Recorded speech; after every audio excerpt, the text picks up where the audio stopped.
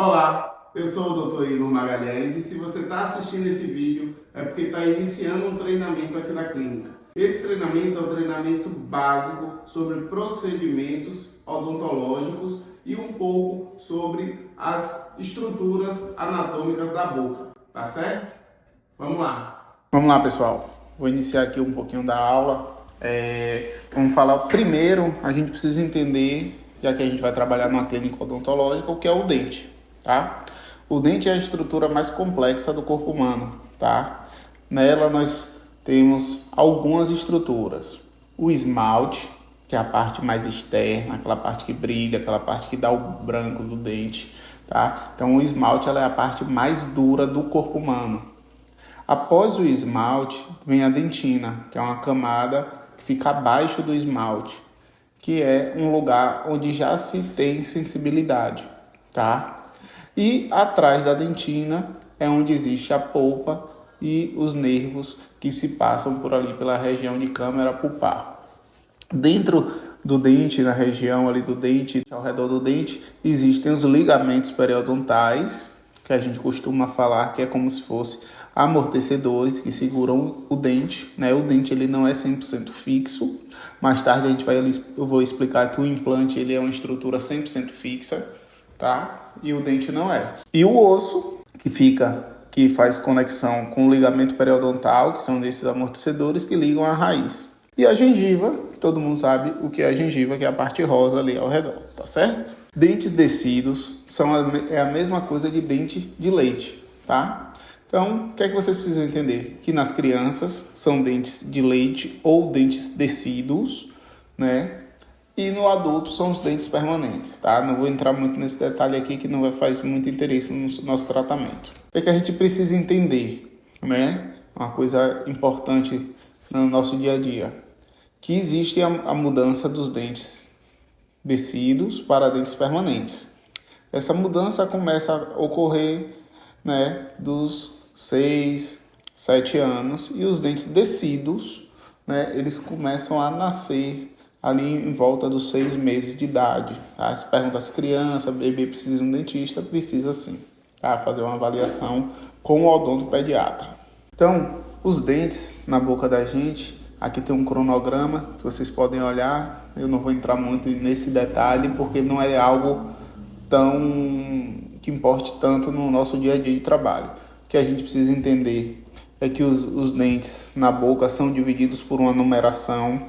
No nosso sistema tem lá um odontograma, né? Então os dentes eles são numerados do lado superior direito de 11, 12, 13, 14, 15, 16, 17 e 18. Do lado superior esquerdo, 21, 22, 23, 24, 25, 26, 27, 28. No inferior, 31, 32, 33 e do outro lado, 41, 42, 43. O que é que vocês vão entender? Essa numeração em criança, ela é uma numeração crescente. Ela vai para 50, 60, 70 e 80, que são os quadrantes da boca, tá? No sistema, esse odontograma ele é bem fácil da gente identificar. Quando for acontecer qualquer coisa, vai fazer um implante do dente 36, do dente 24, do dente 14, do dente 15. Então, se algum dia aparecer lá uma exodontia da unidade 63, você vai falar, oxe, está errado? Não, não está errado. Significa que ali a gente está tratando de uma criança ou de alguém que, por algum motivo, ficou com um dente descido, um dente de leite na boca, né? Porque não tinha um germe, ou seja, a substituição desse dente para um dente permanente. Placa bacteriana, gente. Placa bacteriana, eu gosto de fazer uma analogia bem simples. Quando a gente passa a unha nos dentes, todo mundo já fez isso, né? Em algum momento, passou a unha ali sobre o esmalte do dente e vem aquela massinha branca. Isso é o biofilme, é placa bacteriana. Toda pessoa normal tem. Algumas pessoas têm um acúmulo de biofilme, de placa muito grande.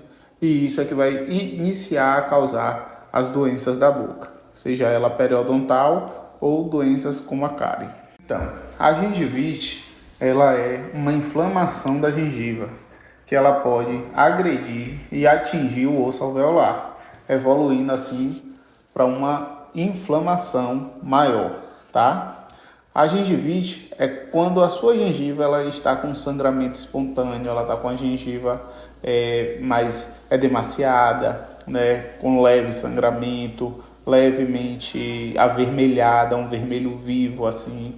E ela pode ser localizada ou pode ser generalizada. E é acometida pelo acúmulo do biofilme, né, ou seja, a má limpeza, né, geralmente. Aí algumas fotos, né, de casos de gengivite mais inflamados mesmo, tá? A gengivite, ela é a primeira doença, né, da gengiva. Então, toda doença periodontal ela inicia pela gengivite e depois ela evolui para periodontite, né? A periodontite ela é comumente, né, conhecida como piorreia. Antigamente se usava muito esse termo, hoje em dia a gente vê muito pouco. O que é a piorreia, o que é a periodontite? É uma gengivite que evoluiu para uma inflamação nos ossos, né? E naquela parte lá que eu falei no começo do ligamento periodontal. Então, quando a gente tem uma periodontite, significa que já houve um início de perda óssea. Então, uma pessoa que tem periodontite, tem alguns graus de periodontite, ela é uma pessoa que já tem um princípio ou um início de perda óssea. A periodontite a gente classifica ela em leve, moderado ou grave, tá? Então, quando você tem um dente ficar mole por causa de acúmulo de tártaro, placa bacteriana, que é aquele biofilme, ele vai calcificar com o tempo, né? Então, ele vai endurecer e a gente não consegue mais remover com a escova. Por isso, todos nós precisamos ir no dentista fazer aquela raspagem periodontal, ou com ultrassom, ou com cureta, né? Ou às vezes cirúrgica, vai depender do caso. Então, quando chegar, esse paciente precisa fazer 2 sessões de raspagem, precisa fazer um tratamento periodontal, é porque ele está com essa doença aí, que é a periodontite, e a gente vai identificar qual o grau dessa doença. Gente, o que é cárie? Cárie é uma doença bacteriana, né? Vou fazer uma explicação fora do que está escrito, tá? Para ficar bem claro. É um tipo de bactéria que vai se acumular sobre os dentes juntamente com o biofilme e ela vai se alimentando ali, vai se reproduzindo, são streptococcus, e essas bactérias elas vão começar a decretar substâncias que acabam destruindo tanto o esmalte como a dentina até cair na polpa, né? Então isso aí vai evoluir, que é a doença da cárie. A bactéria começa a decretar, né? Vai destruindo o esmalte, a dentina, a polpa e vai causar abscesso, a necessidade de canal e assim sucessivamente. Então aí tem algumas fotos da cárie, falando da imagem da esquerda superior para a direita, uma cárie de fundo de sulco. Então é uma cárie inicial, né, que provavelmente só vai ser necessário uma restauração. E a gente já vem para as cáries inferiores, né, ali aparentemente até em dente descido, que são cáries bem comuns, apesar hoje em dia mais difícil, mas o pessoal com a condição financeira de instrução, eu diria, ruim, chamava muito de cárie de mamadeira, dava açúcar na mamadeira da criança, a criança dormia sem escovar o dente, chegava nesse estado. E aí teria que fazer canal, geralmente, nesses dentes aí, porque a destruição já atingiu a polpa. Então, quando é que precisa fazer o canal no dente? Quando a destruição já atingiu a polpa ou quando é necessário para fazer uma reabilitação protética. Gente, quando o dente tem cárie, o que é que a gente faz? A gente faz uma restauração. O que é uma restauração? É hoje um tratamento adesivo, né? A gente usa materiais como a resina composta, que ela tem as cores, variedade de cores dos dentes naturais. Então ela vai fazer com que seu dente volte ao aspecto mais natural possível. Antigamente se usava muito aquela restauração de amálgama, hoje em dia já em grande desuso. Então, antigamente você tinha uma pequena cárie e precisava fazer uma caixa bem grande para poder encaixar essa restauração de amálgama. Não sei se alguém já fez, com certeza. Então, fazia um calcar, forçava bastante, assim, fazia uma certa força no dente depois, e para ela ficar bem encaixadinha ali, calcada, como se fosse bater uma areia num vaso. E depois ela ia contrair e ficava bem presa. Hoje, com as restaurações adesivas, isso não ocorre mais, porque elas são adesivas, elas são coladas, então a gente remove o mínimo de tecido sadio possível. Aí algumas fotos de antes e depois para a gente poder entender de como era e como fica, ou seja, tem jeito a cárie, tá? Antigamente se fazia elas de amálgama, tá? Tem um caso aqui na segunda imagem, né? Do superior para o inferior, eram restaurações de amálgama dessas escuras, foi removido e colocou resina da cor do dente. Hoje, todos os pacientes buscam isso, né? Um tratamento mais estético, menos agressivo, né? E a restauração é um tratamento muito versátil e traz sim tanto o resultado estético como funcional. Aí mais alguns casos de restauração, né? Fechamento de diastema, né? Então existe isso aí que a gente usa bastante no nosso dia a dia. Então, as restaurações inlay, onlay, quando você ouvir esses nomes, significa que envolve cúspides ou não envolve cúspides. Doutor, o que é cúspide? Calma, vocês não precisam saber disso. Só entender que hoje a gente popularizou e a gente usa o nome de bloco. Um paciente precisa fazer um bloco. Nós aqui na clínica só trabalhamos com bloco em porcelana. Existe também o bloco em resina, mas não trabalhamos com bloco em resina, só trabalhamos com bloco em porcelana. Então, em algum momento, geralmente vai vir uma nota de laboratório que pode usar esse termo. Fora isso, só em algum livro ou algum depoimento que venha a ver, né? Usar o termo inlay ou onlay. A gente popularizou esse termo e usa o nome bloco mesmo, é conhecido como bloco.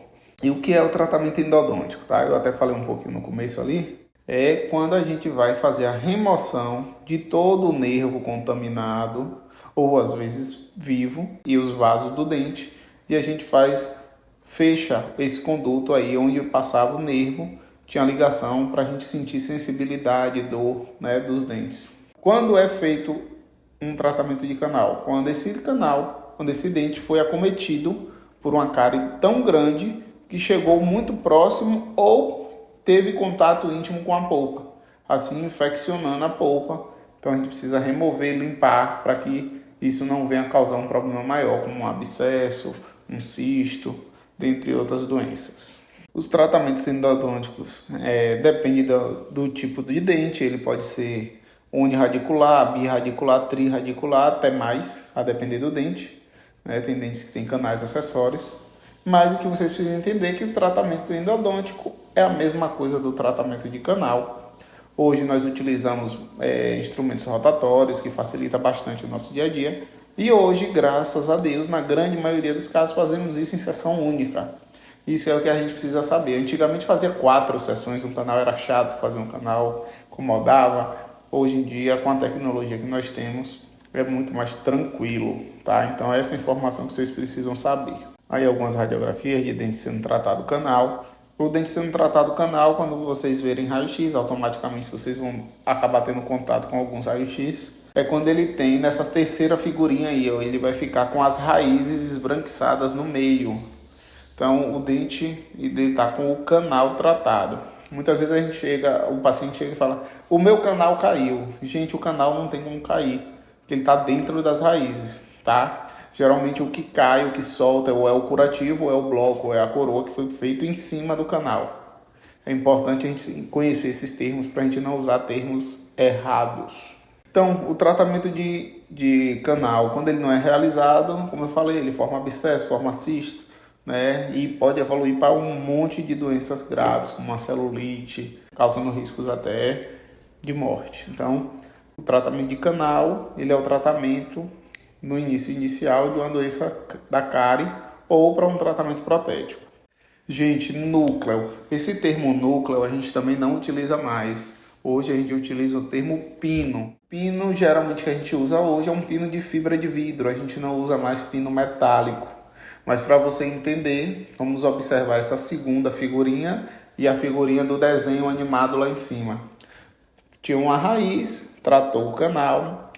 O lugar onde tinha um canal foi obturado, a gente desobtura esse lugar para instalar um pino, que hoje é de fibra de vidro, para repor a estrutura, como na segunda figurinha de baixo aqui, para formar um preparo, onde a gente vai colocar uma coroa, que é uma capa completa, que é a terceira figurinha lá, e o dente voltar ao aspecto natural. Então, gente, hoje existem alguns materiais para fazer esses dentes. E um material que se usava bastante era a metalocerâmica, que é quando a coroa ela tem metal por dentro e porcelana por fora. Hoje em dia, a grande maioria dos materiais que nós trabalhamos, eles são de porcelana pura, uma porcelana chamada disilicato de lítio. Vocês não precisam gravar esse nome.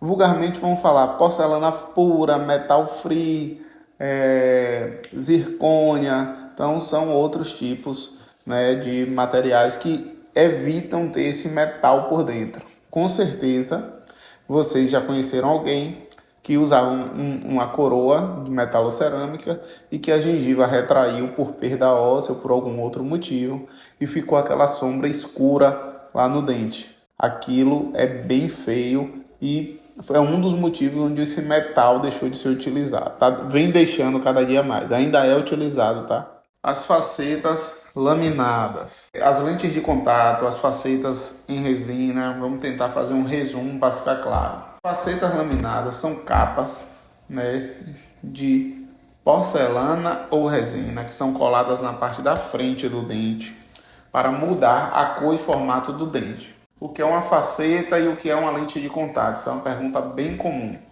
A faceta e a lente de contato são bem parecidos. O que diferencia um do outro é a espessura de um para o outro. E o material. Não existe, gente, lente de contato de resina. É um termo errado. Não existe isso na literatura, tá? Lente de contato é de porcelana.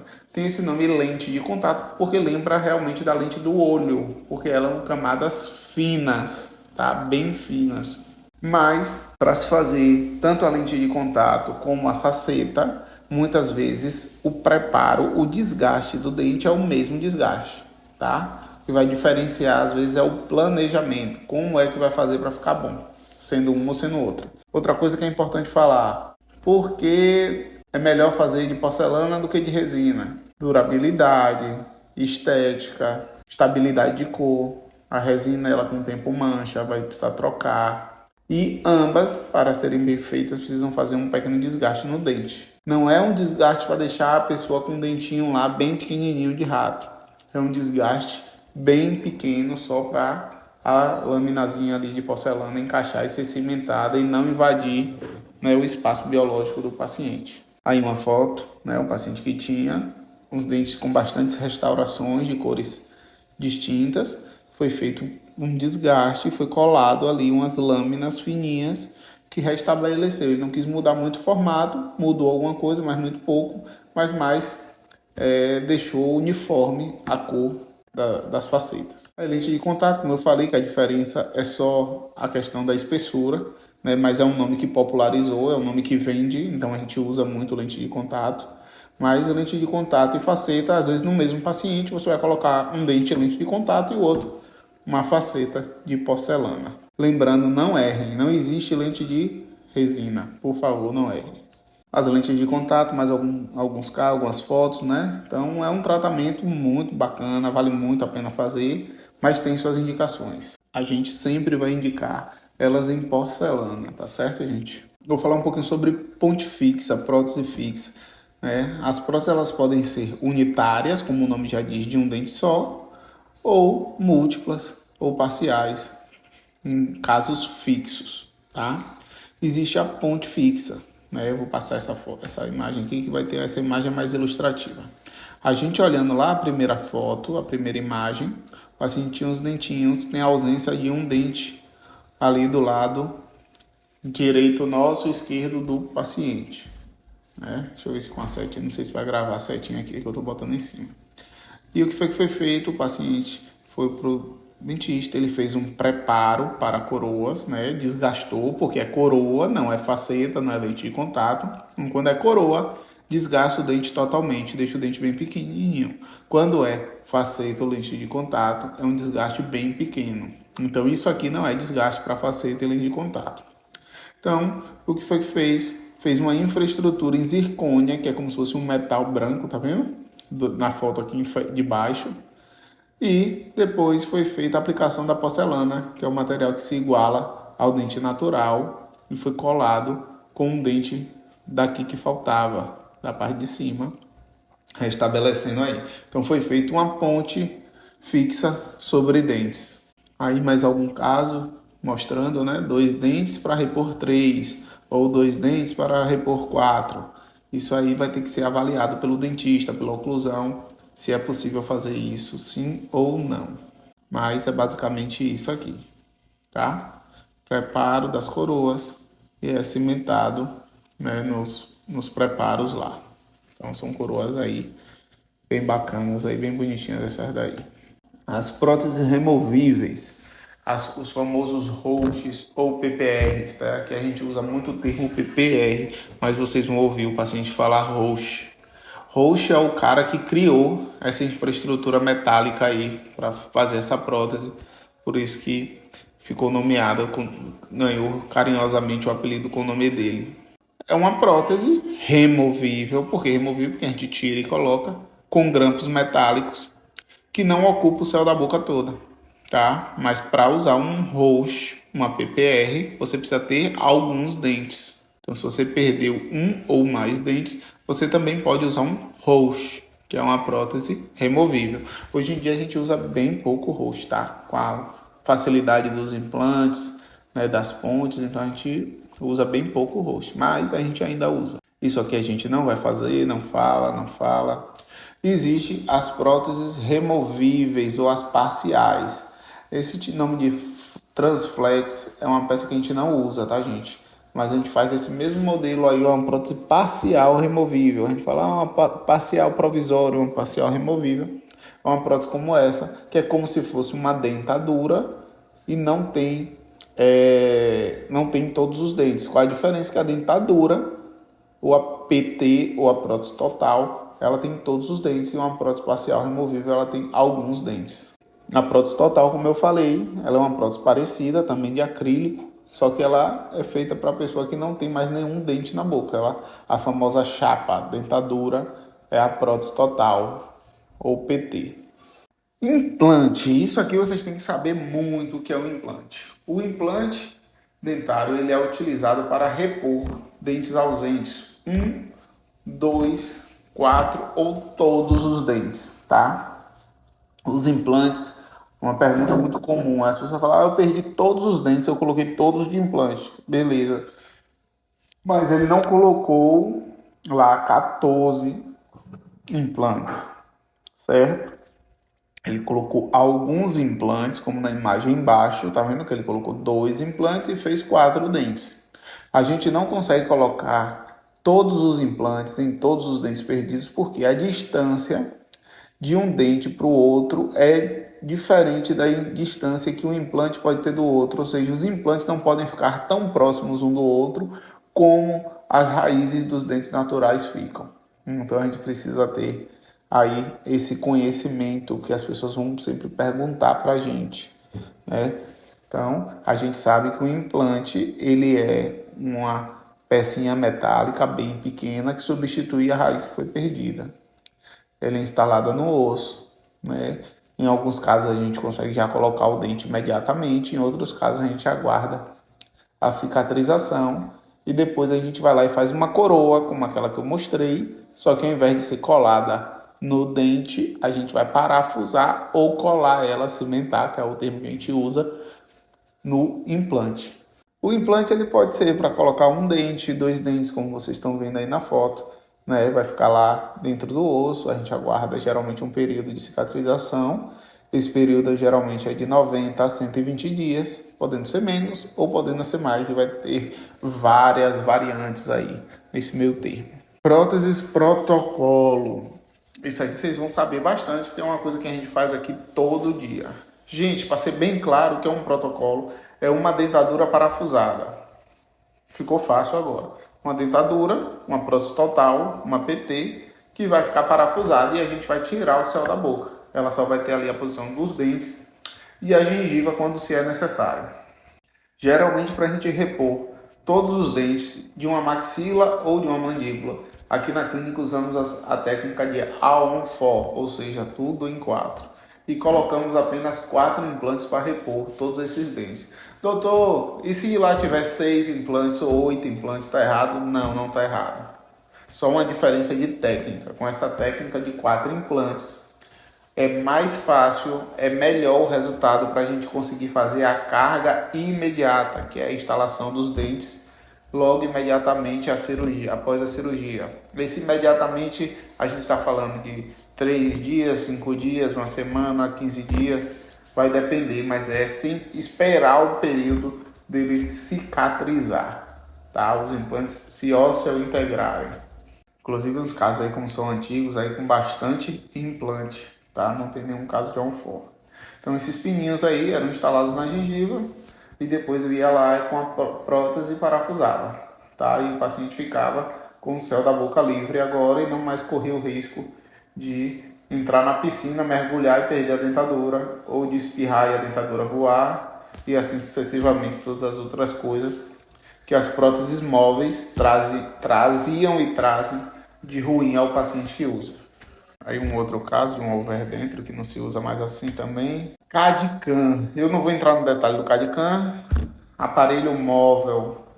É um aparelho que é removível, também não vou entrar muito em detalhe. Isso aqui geralmente o dentista vai explicar bem ao paciente, tá? Mas vocês entendem. Aparelho fixo é aquele aparelho que é coladinho no dente. Aqui na clínica a gente só usa de fixo o aparelho autoligado, que é como esse que está aí na foto, não tem mais aquelas borrachinhas coloridas, ou os alinhadores invisíveis, que na realidade a gente usa muito mais do que esse tipo de aparelho. Olha lá o aparelho de borrachinha, é o aparelho ortodôntico fixo, é um aparelho que eu acredito que no futuro próximo pare de existir, tá certo, gente? Então, hoje o nosso foco é mais nos alinhadores, aí os aparelhos. Então a gente hoje foca muito nos alinhadores invisíveis, seja ele Invisalign, seja ele Clear Correct, seja ele Neoline, né? Então todos têm a mesma função, vai diferenças aí de marca que não vamos entrar nesse mérito. Então tem N vantagens usar um alinhador. Pô, você vai comer, você tira, você quer limpar, você tira, você passa fio dental, você faz tudo, então consegue um resultado muito bom. E ele é um planejamento digital, ou seja, você sabe o resultado dele antes de começar, porque a gente, no nosso equipamento que temos aqui no Aitero, a gente consegue fazer o planejamento do sorriso e até apresentar isso para o paciente antes de iniciar, né? Isso é muito bacana, vale muito a pena. Aí mostra o quanto ele é invisível, né? As pessoas conseguem usar para trabalhar, para falar, não atrapalha em nada, só tem que tirar para comer, né? E para limpar, né? Escovar os dentes, essas coisas. Contenção ortodôntica, pode ser fixa ou móvel também hoje em dia, tá? Que é aquela negocinho de ferro que colava atrás dos dentes depois de quando usava aparelho. Existe essa contenção móvel que também vai cair em desuso, né? Com os usos dos alinhadores, das plaquinhas. Clareamento, né? Existe o clareamento dental caseiro e existe o clareamento a laser. Aqui na clínica fazemos os dois juntos, né? Geralmente a gente faz o clareamento a laser, que é um clareamento fotoativado. Hoje, na realidade, não precisa mais da luz para ativar. E o clareamento caseiro, é o clareamento de moldeira, a gente coloca e o paciente usa por algumas horas. Alguns dentistas indicam dormir, outros indicam usar 2 horas, outros falam 4 horas. Então tem vários métodos e várias marcas, mas todos vão buscar o mesmo resultado. O clareamento também é um tratamento que vale a pena, né? Mas não é um tratamento definitivo, como as lentes de contato, porque o clareamento, com o tempo, com a dieta, os dentes vão escurecer novamente. A articulação temporomandibular, que é a ATM, todo mundo tem, que é essa articulação que fica na frente do ouvido, que às vezes o paciente chega com dor nela, tá? Então aí a gente vai sempre mandar para avaliação, né, fazer os raios-x necessários para avaliar isso aí. Olha lá uma fotozinha da ATM para vocês entenderem um pouquinho. Eu não vou entrar nesse detalhe aí. Bruxismo e apertamento dental é quando as pessoas apertam os dentes, são apertamentos involuntários na grande maior parte dos dentes, né? A pessoa começa a apertar muito o dente, chega a quebrar os dentes. Isso é uma coisa que acontece por estresse, não tem uma causa assim clara, né? Mas a gente percebe quando vem um paciente, ele é um paciente que tem um rosto meio quadrado, então ele é um paciente que geralmente ele aperta os dentes, ele tem aquilo muito forte. Então a gente observa isso aí bastante. Então a gente tem vários tratamentos para bruxismo. Não tem cura, mas tem tratamento, tá certo?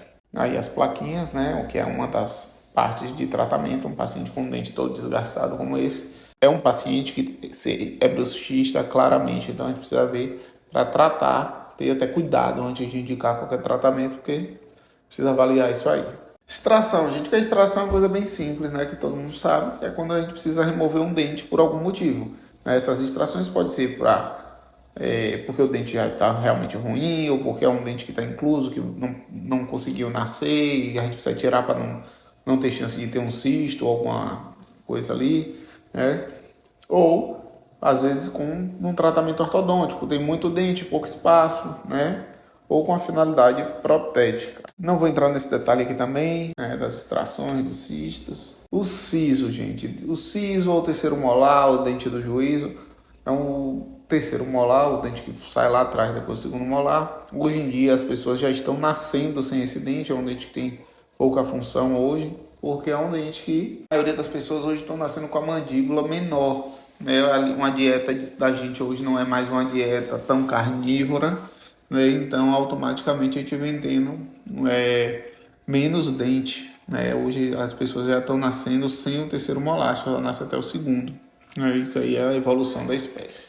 Quando esses dentes existem, a gente tem que avaliar a necessidade ou não da remoção deles, tá? Não é obrigatório remover, mas é preciso avaliar, porque em alguns casos, sim, é obrigatório, a depender da posição, ele pode estar destruindo o dente da frente ou até envolvido por um cisto de erupção. Aí alguns modelos de dente ciso ou terceiro molar, também não vou entrar nesse detalhe, falando ali um pouco, ilustrando, né, a imagem ali que ele quebra, essas coisas. E aqui na clínica, o nosso check-up digital, que a gente fazia com câmera intraoral, hoje a gente faz com o scanner, né? Então o scanner está aí para fazer parte do nosso check-up digital.